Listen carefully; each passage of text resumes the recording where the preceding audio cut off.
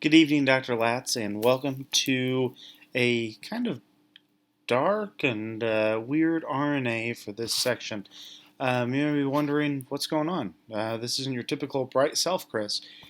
We actually took it's Thursday, April 1st, and Lindsay and I don't have Nano around. We're by ourselves this evening. She actually went to bed about 5 minutes ago, and we spent the evening ordering Chinese food and watching Fail State. So between Fail State and my reading with Lower Ed, I felt like all my worlds were colliding this week. So I want to spend a few minutes for this reading notes and annotations of kind of just a debrief between all of that. This hour and a half documentary, by the way, you can, if you future note, you can take your phone, stream it to your Apple TV. We watched the whole thing. Subtitles are fantastic. We've gotten to the kick of that with Danny here. We always can read if he's screaming and yelling. I've learned more words than I ever knew I would. Anyway, Fail State Plan.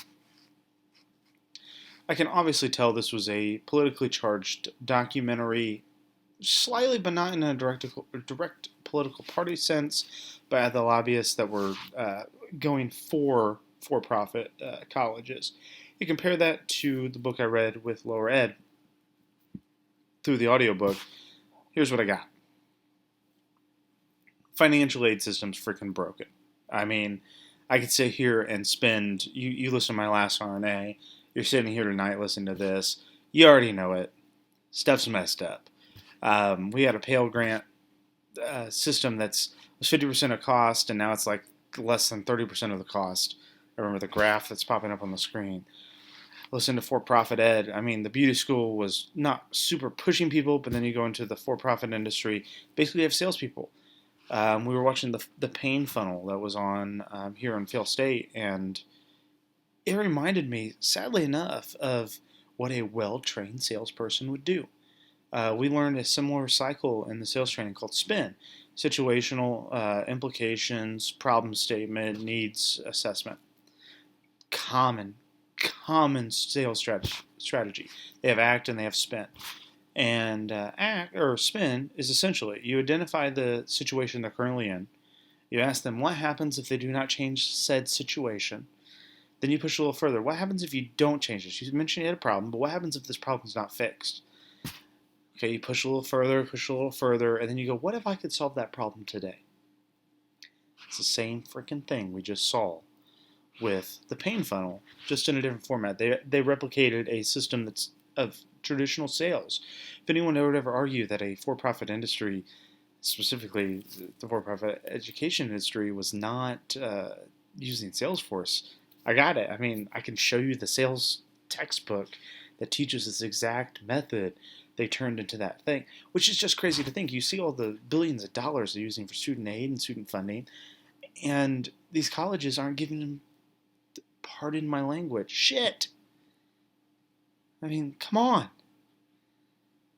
Which, if we're looking at what Lower Ed and this made me think, like, I wonder if there's a nonprofit. And this is the delusion down the track of Chris's mind, so welcome to the crazy train show that goes down there. I almost wonder if there is a need for something that is a nonprofit structure that actually purchases the debt.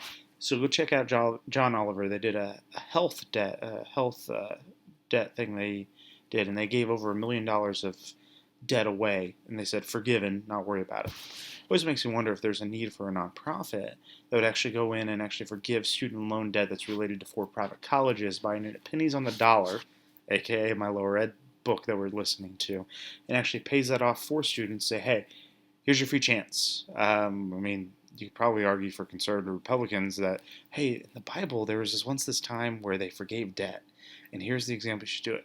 You can argue for liberal Democrats that this is what you should do to actually make a better world.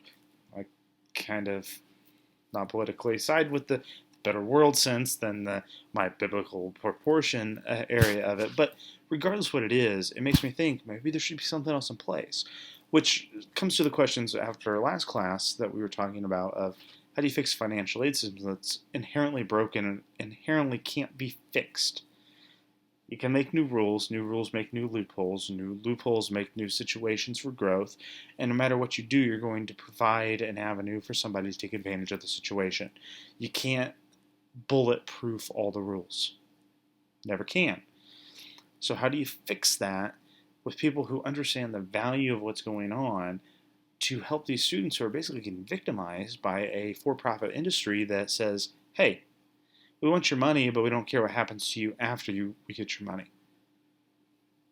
It's like got a water bottle here. Water bottle sucks. You don't care what happens after you buy it, but buy my water bottle. I'll be better off if you buy that, and then a lot of people else will be better off past that. I guess when I look at the fail state thing, or fail state documentary, there's a few things I didn't realize. Number one, I didn't realize how political and different parties this bounced over the years, from the Reagan administration to the Clinton administration to the Bush administration to the former Bush administration to the Obama administration to the Trump administration. Following a for-profit ed strategy there, or rhetoric throughout, you realize, whoa, what was once a Republican-only thing now became a Democrat-only thing that now became a Republican thing. Now that's kind of maybe we shouldn't be legislating based upon lobbyists to actually fund these. So we got that going on. Then you listen to the stories. We have the one lady who was talking about the degree that she got. It was $50,000, and she was still doing her same freaking job when she was done. Who ethically could tell someone they should join a degree program for that? Makes me even wonder when I teach students and they ask what their degree should be. I'm like, I don't know. Is this even worth it for you? It's not that it's not. I think higher ed is, from my experience and my perspective and the situation that I'm in, higher ed seems to be a valuable piece. May not be the case for everybody.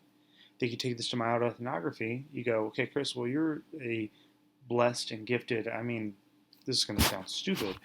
Last night I sat in bed with Danny and Lindsay, and I wanted to start writing my autoethnography because I was starting to think of things that were ever present in my mind as we were going through all of this.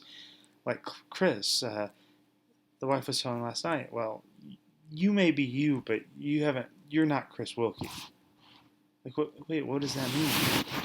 That I'm sitting here going, oh, well, this is appalling of a situation for people because I've never experienced this.